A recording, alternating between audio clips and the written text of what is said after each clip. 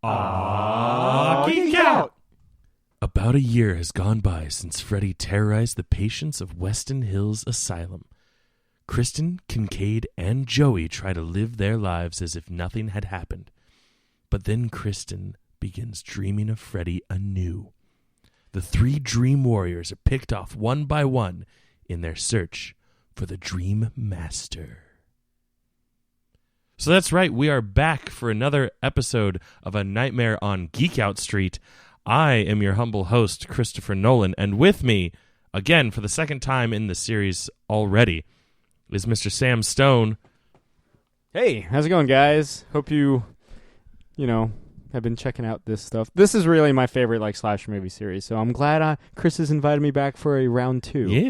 Yes, and I have long applauded Freddy Krueger as my favorite slasher, and usually I throw it out there that Nightmare on Elm Street, the series, not the TV series, but the film series. Freddy's Nightmares? Yeah. The film series are among my favorites because he is the one that actually scares me. It was never came from a place of fear because with Michael Myers, the Halloween movies and Friday the 13th, they would always go for the jump scares. You get some of that with Nightmare, but it was much more imaginative because of the dreams. Yeah, they were like, hey, we're in a fucking dream world. Yeah. Let's fucking dream of some shit. Yeah. So that's what they did. So if you couldn't tell by the title, we are looking at Nightmare on Elm Street Part 4, The Dream Master. This is the at this point since the last time I was on, for all you avid listeners, which was Nightmare on Elm Street 2, Freddy's Revenge. Mm-hmm. That came out before I was born. Now here I am back for Part 4. We're now into Nightmare films that have come out since Chris and I have been alive. Yeah. Specifically, this one was released on August 19th, 1988. Again, and as always, by New Line Cinema, which is about a year and a half after the previous installment. So I believe that puts me at having been alive for 2 now. Me too, because I'm I'm not quite a year old by the time Dream Warriors comes out. Still too young to have seen this in the cinema. Or at least my parents shouldn't have if they did. The runtime on this one's about 93 minutes, which is 3 minutes shorter than Dream Warriors. This one written by Brian Helgeland, who you might know from L.A. Confidential, Mystic River, and 42. Those are all actually critically acclaimed films. Yeah. This one, not so much. And then the writing team of brothers Wheat, Ken, and Jim, who have previous work on The Fly 2, the sequel to the Jeff Goldblum Cronenberg vehicle, Ewoks: The Battle for Endor, and the entire Riddick franchise. Yeah. Going all the way back to Pitch Black and up to, what was it, just Riddick, I think was the last one? Yes, yeah. I think it's about 4 films in the franchise. 4 if you count the animated film Dark Fury, 3 if you just count live action. Okay, I'm not sure if they were part of Dark Fury, so I do not recall that being in the list, but I wrote that part of the notes a couple days ago, so, I've been drinking since then.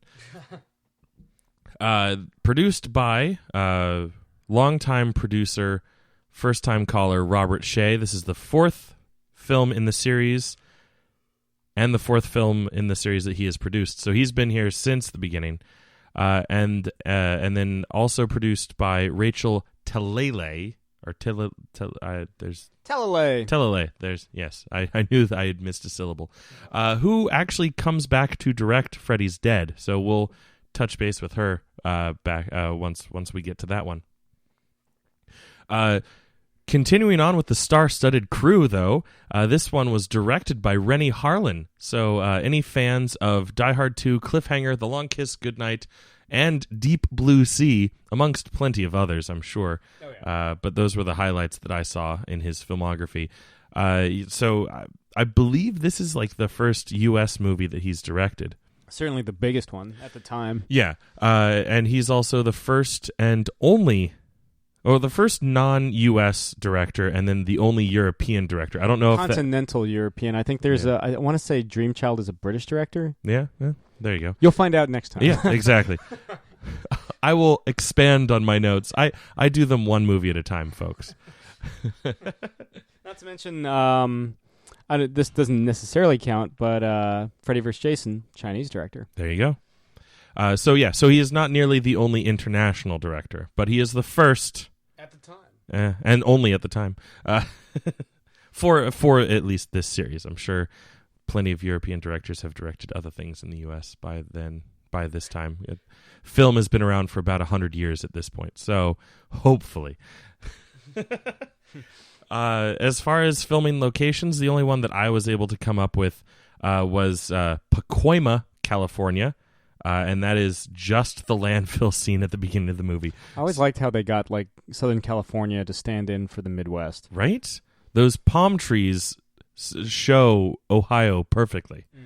But yeah, I'm sure everything else was also filmed in somewhere in California, as has been the norm for most of the previous movies.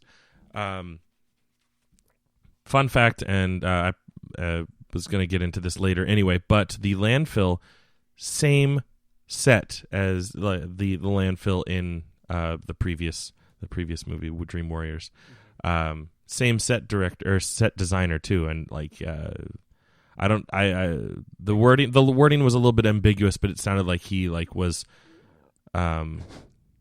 very well received for that. I don't know if he was actually awarded any awards, but it kind of shows. Yeah, because the junkyard looks exactly the same, and the opening with the boiler room kind of stuff looks the same. Yeah, and specifically with the landfill scene, I love like how it does the hard zoom out when the alarms start going off, and it's like a junkyard planet.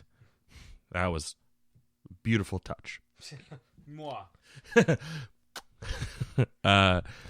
The budget was $13 million, which was about triple the budget for Dream Warriors. Yeah, it's a franchise now. Yeah, and of course, anyone that knows anything about maths knows that means that at this point now the highest budget for the series. And rightfully so, because it grossed $49.3 million, which is about $5 million more than Dream Warriors, making it, of course, at the time, but up until Freddy vs. Jason, the highest grossing film in the franchise. So, like, there's, 4 or 5 more movies in the franchise. None of them made it.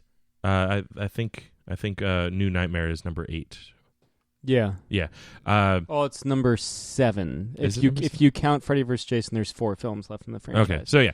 So nothing until Freddy vs. Jason was able to top the gross, and also that also makes it the highest grossing horror film of the entire decade of the 80s.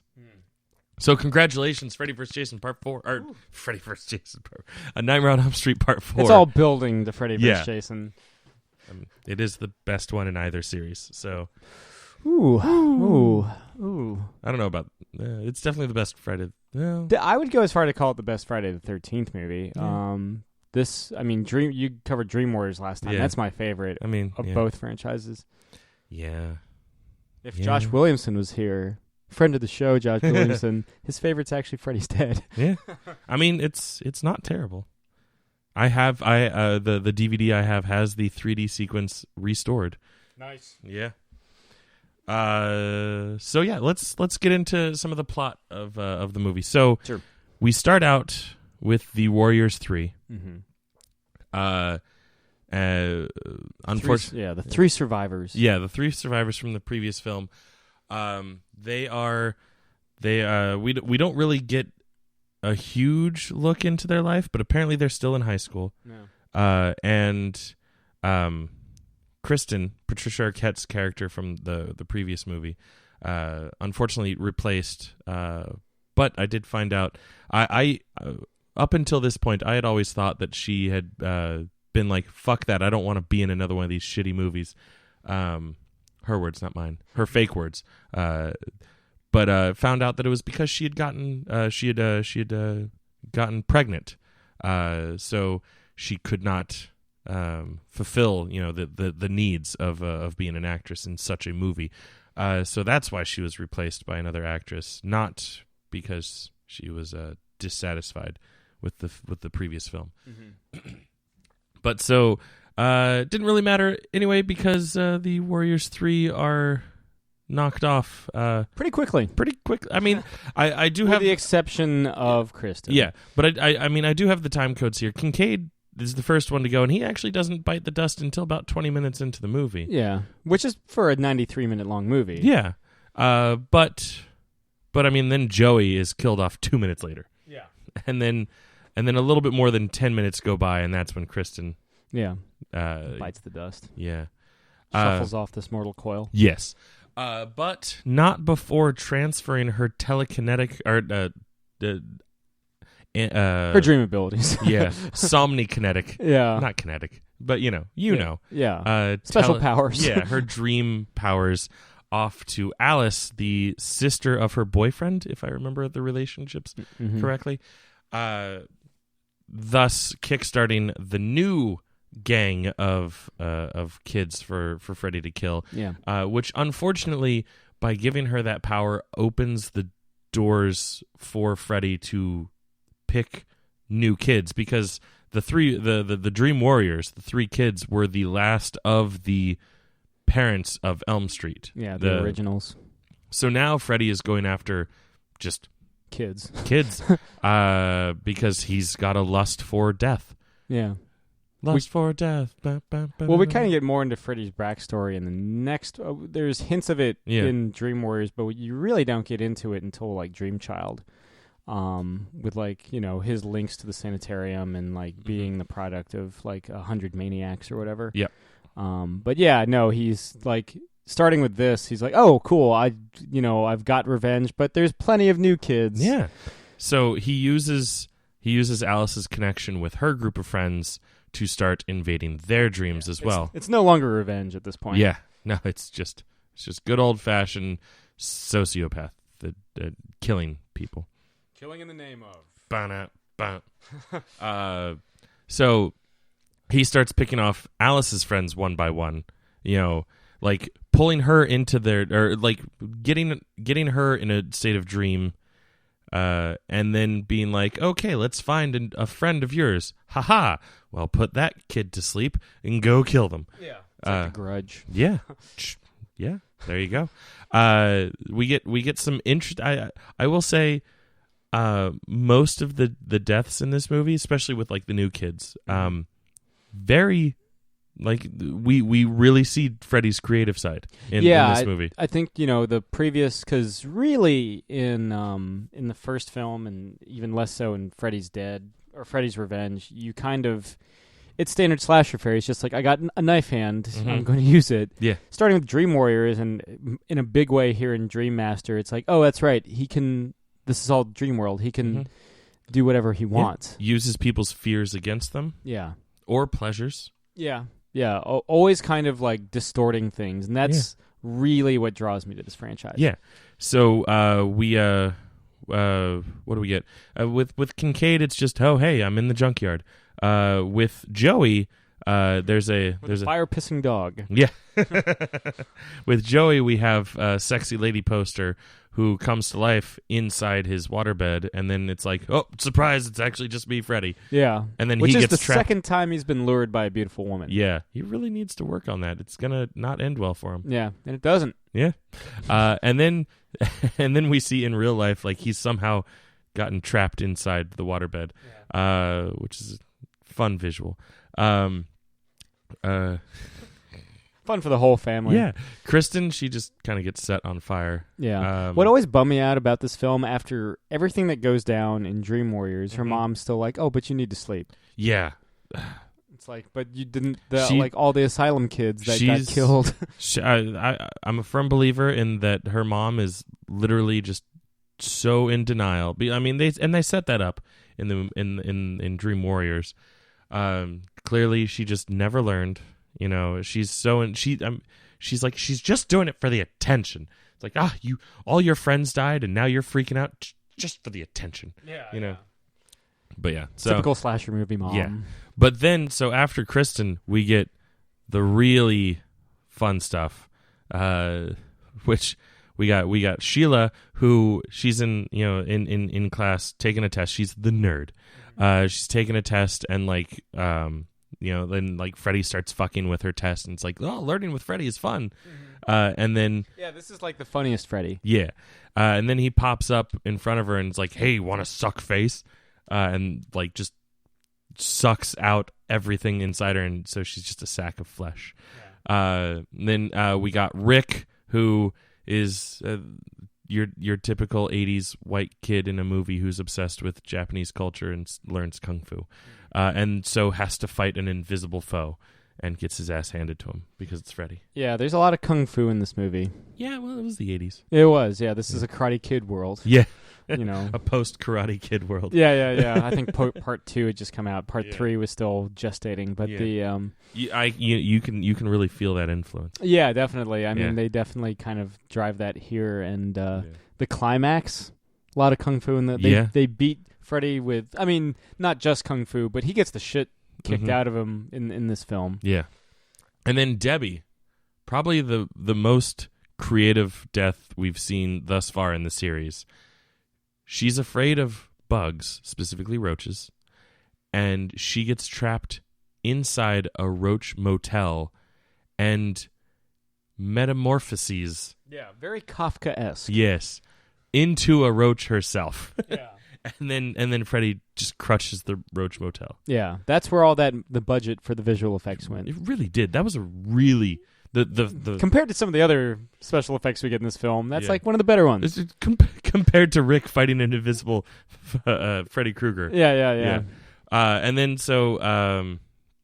then comes the climactic fight scene. Oh, actually, real quick, I did also want to point out there was a really neat sequence going simultaneously with Debbie's roach motel encounter, where Lisa and I forget his name, but the jock that she's in love with, Billy. Sure, maybe they're always named Billy. Yeah, right. we'll call him Billy. Yeah. But they're trying to go to Debbie to save her, and they get stuck in a loop.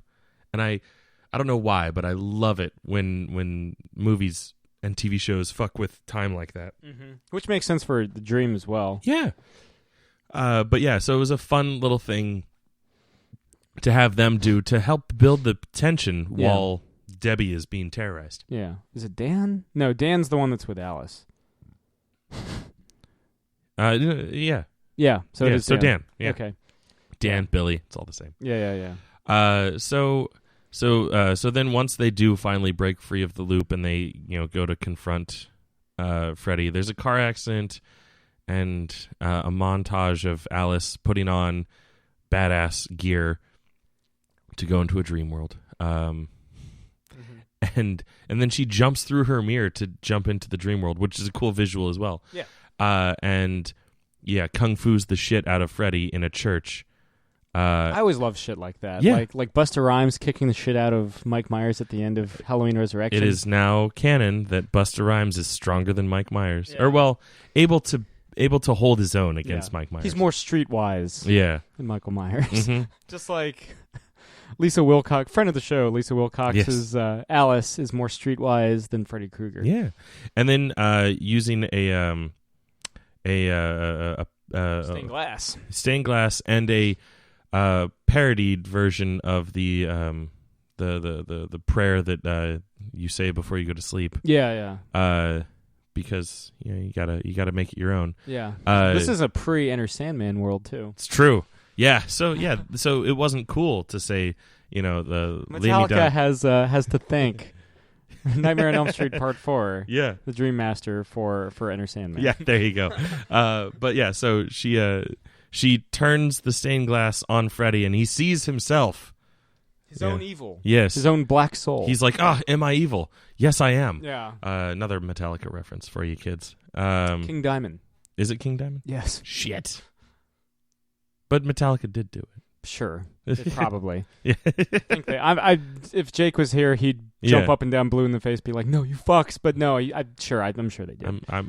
I'm relatively sure, but but I will accept that King Diamond did it originally. Yeah. So therefore, thank you. Yeah. All metal bands have done it since King Diamond. I'm sure. Yeah.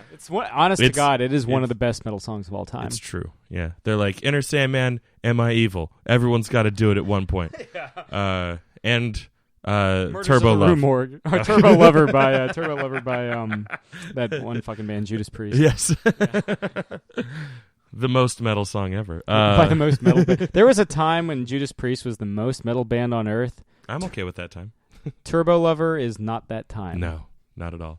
Look it up, kids. Yeah. Anyway, so and then we're treated to this really cool sequence where the souls of the kids that he's killed revolt against, revolt against him, and like expanding on the visual that we got in the previous movie of just the heads on his body, actually like pulling out with arms and stuff, and they grab onto the wall behind him and then tear him apart from the inside. They literally like tear themselves out. Yeah. It's one of, I love the gothic imagery at the end of this film. The kind of, all the finale takes place like in an unholy church. Yeah. And just, I think a Europe that's kind of reflects Harlan's European sensibilities. There's kind of like a Dante's Inferno thing with like the well of souls that is Freddy Krueger. For sure. Because he's killed so many people, even at this point. I know Chris has the full tally. And yeah, just to see him kind of get his comeuppance from his own wicked deeds is a metal moment. Yes. So let's go into some production notes. Okay. So unfortunately, as far as my research showed, most of the places that I went to, all they talked about was Patricia Arquette not coming back for the movie. Yeah. And being her absence is definitely felt. Yes, and being replaced by an actress named Tuesday Knight. And Knight with a K. Yes. And then also talking about Mick Strawn, the production designer, best known for the junkyard scene and a lot of the other cool visuals in the movie.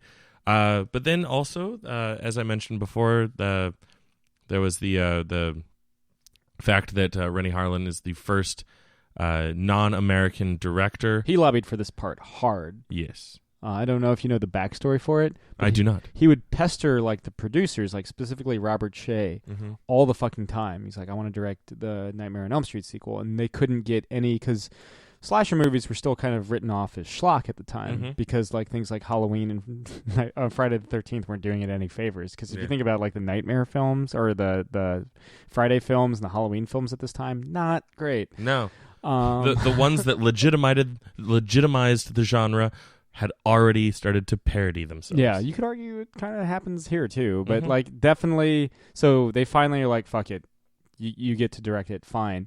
And apparently, him and Robert Shea didn't get along during the filming of it. Like there was a tension there. Like they didn't talk to each other on set. So I don't know how much that affects the final product. As far as I know, there's no mass deleted scenes or like alternate cuts. But yeah, that's kind of how Harlan got the job. And then one of the theme songs for this movie, Love Kills, does happen to be performed by one of my favorite Kiss members. The Lick It Up lineup. Yes, Vinnie Vincent, specifically with his band, the Vinnie Vincent Invasion. Yes. Yes, kind of, because Dokken had got a pretty a minor but a noticeable hit with the song, the title track from Dream Warriors, and so metal had, I think, from then on forever been associated with the franchise. Yeah, in the previous episode, I did note that Dokken getting that rub kind of helped solidify at least one like kind of metal-y song being attached to each of the movies, like being commissioned for the movies even. Yeah, having said that, the opener and closer for this are like R&B songs. They are definitely not Love Kills by the Vinnie Vincent Invasion. Yeah. I tried to show it to Jake, longtime Kiss fan, maybe not the hugest Vinnie Vincent fan, but does respect Vinnie Vincent's guitar work. He's probably the most technically gifted guitarist. I believe even Jake says that much. Yeah, he just apparently couldn't play nice. The best guitarist to not be a full member of Kiss. Yeah, and that was the big point of contention with him and Kiss. Yeah. He wanted to get songwriting credit, and they're like, "You're a hired gun." Yeah. And then on a little bit of a technical note, I do think that this, even though this movie did gross a whole lot, I do think that this is kind of where you start to see the production quality as a whole start to drop down. There are Despite the triple budget, too. Yes, yeah, right. There are parts of it where it looks like a glorified made-for-TV movie, and some actors more than others, but like just the ADR is kind of not there. But the sets look amazing. Yeah, that's where the money went. Mm-hmm. And again, gorgeous gothic sets. Mm-hmm. And Lisa Wilcox was great. Yeah. Not just because she's friend of the show, Lisa Wilcox, but like legitimately, like she's probably my favorite part as far as the actors. She's probably certainly of the new cast. She's and which is great because she's in like the next two. Yeah. And finally a sense of continuity because we had a one film gap with no Nancy. Yeah, and I mean Kincaid and Joey, returned for this movie. They're fine, but they die fast. Yeah, exactly. There's no point for them to be there. At least Nancy stayed until the end of Dream Warriors. Yeah. She just wasn't there for the check. Yeah. So much like she's so infested with the franchise. She produced and hosts Never Sleep Again. Yeah, and good for her. Yeah, that's and if you've never seen that documentary, it's a great documentary. Yeah, it's long. It's like 3 hours long because they spend like a good 15 to 20 minutes on each movie from the franchise. Yeah, no stone is left unturned. Yeah. But yeah, check out that franchise Mm-hmm. if you're a fan and just like movie making in general. Yeah, but yeah, so like I said, the sets look really great, and in fact, like the scratched locker, which kind of becomes iconic, looks amazing, and everyone associates that with the first one, not the first one. No, and then Rick, his bathroom dream, has this really cool transition from like bathroom stall to elevator that just really plays off really well. Well edited, well designed, well choreographed, probably too. And also, this does have two of my favorite kills of the entire series. Not just the cockroach. The cockroach is like that's like it. It has this beautiful American Werewolf in London look to it, and then just the humor of wanna suck face. Yeah. Again, I feel the cockroach is another kind of European thing. Yeah. Especially since like Harlan's from like Kafka land. Yeah. If like that's probably the most visually awesome like kill in the entire series. If for whatever reason you don't feel like watching the entire movie, like at least treat yourself to that scene. Like her whole like Debbie's dream sequence, because like it starts it starts out with her like bench pressing, lift, doing weights, and like Freddy comes over her and shoves the barbell down and breaks her arms, and then like the cockroach arms start to spit out of it before she even ventures into the Roach Motel. It's awesome. It's kind of I guess it's the second time something similar, like when he pulls the sinews as like puppet strings in the previous film. Yeah, which is one of my favorite. That's probably my favorite kill from the movie. From Dream Warriors. Yeah, it's between that or the syringe fingers. That was a good one. I've already forgotten what I said in the previous episode. Check the tapes. Yeah, it was never the worm. It was never the worm. No. But that still looked cool. But that wasn't a kill though. So, so cold open in this one is 7 minutes 16 seconds long. The in-universe location is Springwood, Ohio, somewhere in Springwood, Ohio, relatively near Elm Street, I guess. Presumably the same high school that Kristen was going to before she went to the asylum. Timeline, this one takes place in 1988. Then present day. Yeah. Kill count, in this movie, 6 people die. Which I feel is like almost a low ball. Well, Freddy has always been pretty low. Like True. part 2, the last episode you were on, the party is one of the highest kill counts in the series for a single movie. Yeah. But yeah, Probably because of how elaborate the set pieces are. Yeah. But yeah, so like, but Freddy keeps it pretty low. Like this is about average for Freddy. That's true. Like the first movie is just like 3 or 4, Yeah. Which brings his series total up to 27. So yeah, he averages about 7 kills a movie. Although total deaths in the series, and you might remember this from your episode, 28, because in the party scene, some kid gets trampled. Yeah. And Freddy did not kill them directly. Yeah. Yeah, indirectly responsible. Sure. Kruger. Yeah. An indirect Kruger. So, Sam, I feel like I know what you're going to answer, but what was your favorite kill in this movie? It's the cockroach. Yeah, the cockroach. Yeah, it's Debbie. Yeah. I'm going to go with... I would go with Debbie, but... Like I said earlier when I was mentioning it, it does have a soft spot in my heart for how humorous it is. I'm going to go with Sheila, the suck face. Yeah, for the one-liner mostly. Yeah, exactly. Yeah. It like kind of like the Ready for Prime Time in Dream Warriors. Exactly. Or Welcome to Prime Time. I always fuck that up. Prime Time. Yeah. What's then flipping it, Rick? Either Rick or Kincaid. Yeah. So that's what it boiled down for me as well.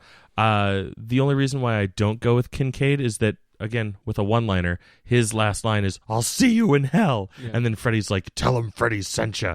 You know, so like at least he had that. Whereas Rick, I don't even remember what his last line was. If he even he's such a vanilla character. Exactly. He was probably the only character that I wasn't like, oh no. Yeah. It's like, oh, about checking the clock. Right, there it is. Yep. 50 minutes. Actually, 55 minutes and 11 seconds. I was close. Who survives? Alice and Dan. Yeah. Yeah. I do like the tease, though I still think Dream Warriors has the best Freddy's not dead tease. Mm-hmm. I do like the glimpsing Freddy in the reflection of the fountain. Yep. And then evolution of Freddy. Does he really change? Not so much. There was nothing that really stood out to us. He starts calling himself the Dream Master. Yeah. He doesn't really do that in the previous one. No. And it's he's a little more, I guess. No, he's always been a hellish character. But I feel like there are more jokes in this one, like because it's the funniest Freddy. They try to make him a little more serious in Dream Child. Yeah, and they started it out. They started the series out, not thinking that he was going to be a funny character. Like because of the dream aspect of it, there was always a little bit of humor to it, just because he could be cartoonish. Yeah. But like at this point, he's cracking jokes. He's having fun. Yeah, they're like, oh, let's write to Robert Englund's strength. Yeah, he's enjoying his work. Yeah. But yeah, so I guess evolution-wise, he's a little bit more funny than he was in the previous movie. But I feel like 3 was where they really started to kick off the humor. Definitely, yeah. It wasn't the first 2. Definitely 3. I mean, he said prime time. Yeah. Yeah. But yeah, so how is Freddy killed? He looks at his own Dorian Gray-ish visage. Yeah, very Oscar Wilde. Yeah. Yeah. Which I just recently finished reading the picture of Dorian Gray for the first time. It's a great novel. Yeah.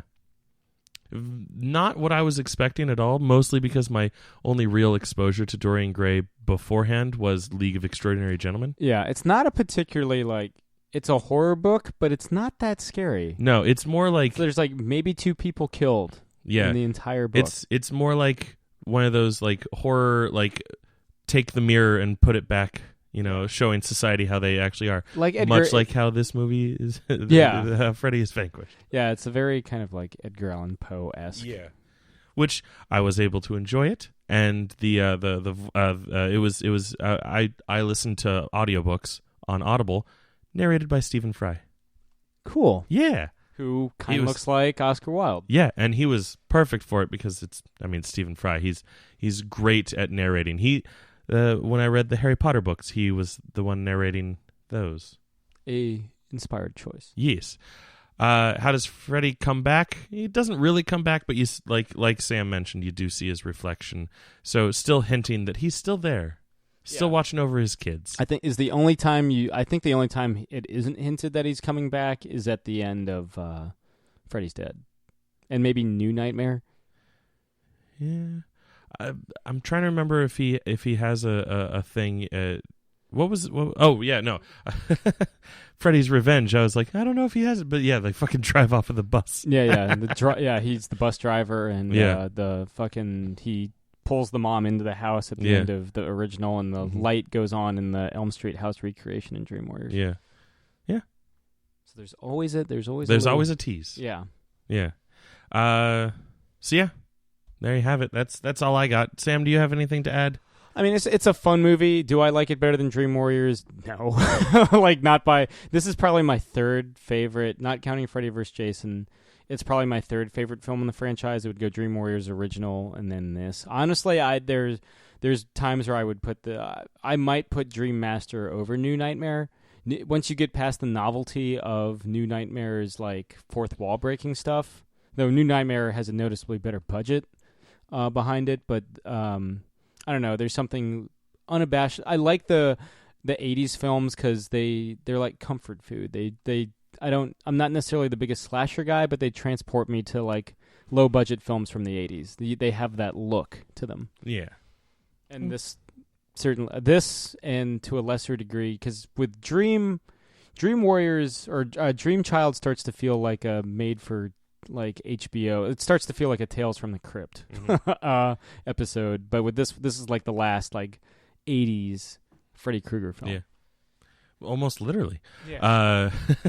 And I'll say like there were parts of this movie. I don't know if it was just because I recently started a new job, so I'm like adjusting, but like it took me 3 sittings to watch this movie, and I don't know if it was just like the absence of Patricia Arquette, the scheduling, the technical issues that I mentioned earlier, or what. But I'm really glad that I did finish it because, like, before we sat down and finished it, before recording, I even mentioned to you, I was like, this might be the one that breaks me, and I love Freddy Krueger, but it had been so long since I had seen it, I didn't remember how like the second half of the movie goes. It's honestly, and I mentioned this off mic right before we started, because when as Chris was saying, as we were revisiting the film, it's probably my favorite climax of any Nightmare film. And I'm so glad that we took the time to watch it,